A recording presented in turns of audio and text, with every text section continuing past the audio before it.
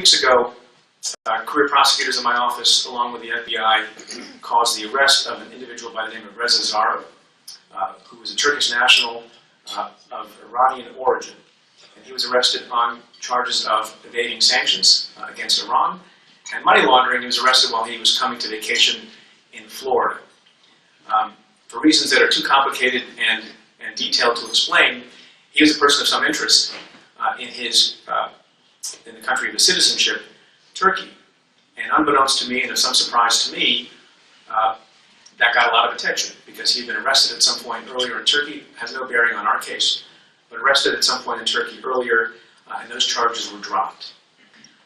On the day that we engaged in the arrest, on the day that Mr. Zarrab was arrested in Florida, I had 8,100 Twitter followers. Within 4 days, I had gained 270,000 Twitter followers, virtually all of them from the nation of Turkey.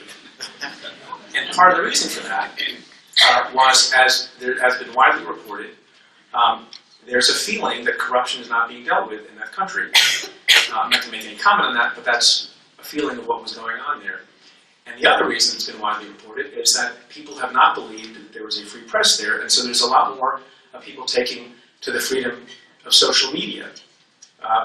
In 2015, Freedom House ranked the press in Turkey as not free. According to Reuters, President Erdogan of Turkey has personally brought more than 1,800 criminal suits against individuals, including journalists and children, for insulting him since becoming president in 2014. The Committee to Protect Journalists, which is an organization that I'm sure many of you know, reports that at least 13 journalists are in jail for their coverage and described a crackdown that includes self-censorship and harassment of media business owners. Now, these are reports from independent parties, other members of the press, about what free press is or is not in other places, including Turkey, as I mentioned. I will just tell you one quick matter based on my own experience from the last couple of weeks. I apparently, and it's hard because I don't understand Turkish very well yet, I've been featured on the cover of newspapers in Turkey with the suggestion that the reason I had brought the case, Preet Bharara, hailing from Punjab, India, grew up in New Jersey, U.S. attorney in Manhattan, because I had been bribed by pro-Turkish government figures who hoped to overthrow the government in Turkey to the tune of $2.5 million. So there have been a lot of silly things written about me in my time as U.S. attorney.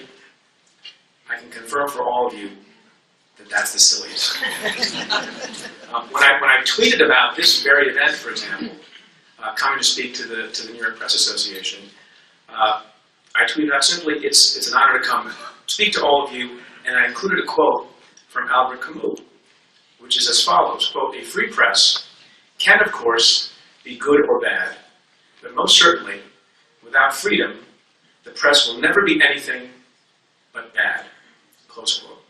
Within minutes, that was retweeted 1,500 times and liked, I think, 3,044 times, mostly by people in Turkey. By the way, you should follow me on Twitter at @FreeBharara.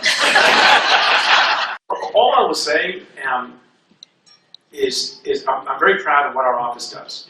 And there have been a lot of, I got a lot of tweets. I've been offered all manner of delicious Turkish food, including shish kebabs, Turkish delight. And there have been a lot of expressions of love towards me and my office. And I guess what I would say is, I'm not sure that a stranger is worthy of another stranger's love, but I do hope that what our office stands for and what our principles are worthy of respect. And what that is, going back to, I know this place was founded in 1834, or was it? So our office was established in 1789, going back to the founding of the Republic. And what we have stood for since then, and certainly during the time that I remember being in the office and now leaving the office, we believe in the rule of law. We believe that no one is above the law. We don't care how much money you have. We don't care how powerful you are. We don't care how strong you are. We don't care what your connections are. If you've broken the law, and it's in the interest of justice to pursue an investigation and prosecution, and we can prove it, then we're going to do that. And that's what makes me proud of being the U.S. Attorney as a representative of my office in the Justice Department, and proud of the American system of justice.